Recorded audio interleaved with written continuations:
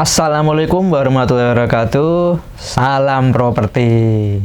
Sugeng rawuh tuan dan nyonya. Kita ketemu lagi di channel Jogja Realty. Saya dengan Bang R.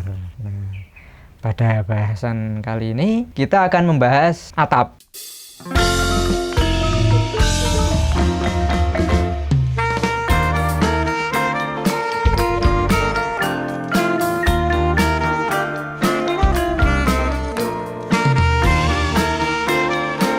Itu atap model limasan dan atap model pelana. Nah, sebelum kita bahas lebih lanjut, jangan lupa like, subscribe, and share. Untuk yang pertama kita bahas atap limasan. Nah, atap limasan itu contohnya seperti ini nih. Nah, kenapa dinamakan limasan ya? Karena memang bentuknya limas, betul kan? Maaf bercanda. Nah, atap limasan itu mempunyai beberapa kelebihan dan kekurangan. Yang kelebihannya adalah penampilan lebih mewah. Jadi kelihatannya mewah, kelihatannya kokoh. Jadi seperti rumah zaman dulu itu, rumah model joglo ya, rumah besar-besar itu, rumah Belanda, bangunan Indis gitu kan. Jadi modelnya limasan. Nah, kelebihannya adalah penampilannya lebih mewah. Nah, yang kedua adalah lebih kuat. Karena menumpu ke minimal 4 sisi bangunan. Bahkan ada beberapa bangunan yang besar itu bahkan menumpunya ke beberapa titik bangunan itu. Nah, kemudian karena biasanya mempunyai rongga atap yang lebih luas di atasnya itu, jadi suhu udara di bawahnya biasanya lebih sejuk. Itu untuk beberapa dari kelebihannya. Tapi ada juga kekurangannya, yaitu adalah yang pertama jelas biaya lebih mahal. Kenapa biaya lebih mahal? Karena kebutuhan material lebih banyak. Oke, jadi butuh rangka atap yang lebih banyak. Kalau menggunakan baja ringan juga menggunakan material baja ringan yang lebih banyak, menggunakan kayu juga kayunya lebih banyak.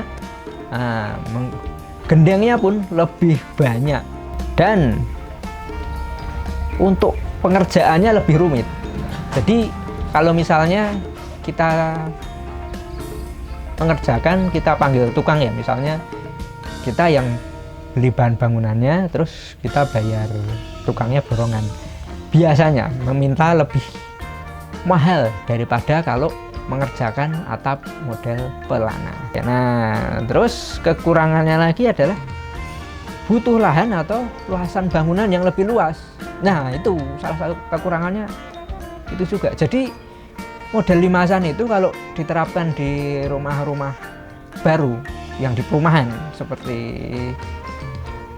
yang banyak dibangun di saat ini, misalnya tipe 36, tipe 45 itu dengan luas lahan ya antara 60, 72, 90, itu 100 itu. Itu nggak pas itu. Karena sempit itu, apalagi lebarnya itu sempit juga, misalnya lebar 6 itu. Nah, itu akan kesulitan merancang model limasan yang pas itu gimana. Nah, makanya kalau rumah-rumah kecil seperti itu, seperti di perumahan, apalagi rumah subsidi itu biasanya memakai atapnya modelnya model pelana. Nah, di samping luasan lahannya juga biayanya juga nggak semahal yang atap model limasan gitu. Nah, kemudian risiko kebocoran lebih tinggi gitu. Karena dari pengerjaannya lebih rumit. Nah, kemudian banyak potongan-potongan sambungan ya. Jadi seperti yang di sudut-sudut itu, seperti ini contohnya. Genteng itu dipotong, kemudian nanti ditempelkan seperti itu. Nah, itu kalau nggak hati-hati dalam pengerjaannya, itu risiko kebocorannya besar, lebih rumit juga kan pengerjaannya. Oke. Nah, ini. Kemudian kekurangannya lagi, apabila diterapkan di lokasi perumahan yang masing-masing rumahnya itu saling berdempetan atau istilahnya rumah kopel gitu ya. Itu akan membutuhkan dak untuk talang air di kanan atau kirinya, bahkan di kanan kiri kalau luasannya itu tidak mencukupi. Dak beton seperti itu kalau pengerjaannya tidak cermat itu juga berisiko nanti menimbulkan kebocoran atau minimal itu rembes karena terjadi cekungan di dak beton itu, atau waktu bikinnya itu tidak miring ke arah lubang pembuangan. Nah misalnya bikinnya datar itu ya, nanti kalau hujan itu air itu nanti berisiko menggenang di situ. Nah nanti lama-lama itu rembes. Nah nanti rembesannya itu nanti pasti menembus plafon. Nanti di plafonnya itu muncul jamur-jamur gitu. Oke, itulah kelebihan dan kekurangan dari atap model limasan. Nah sekarang kita beralih ke atap model pelana. Oke, model pelana itu adalah seperti ini. Nah ini adalah atap yang sering dipakai di rumah-rumah minimalis, terutama yang dibangun oleh developer di perumahan-perumahan, mulai dari rumah subsidi sampai rumah mewah itu banyak sekali yang memakai atap model pelana. Nah, kenapa? Yaitu adalah yang pertama adalah biaya lebih ekonomis. Nah, biaya yang dibutuhkan itu lebih sedikit karena kebutuhan materialnya itu juga lebih sedikit. Kebutuhan rangka atapnya baik bajaringan atau memakai kayu itu lebih sedikit.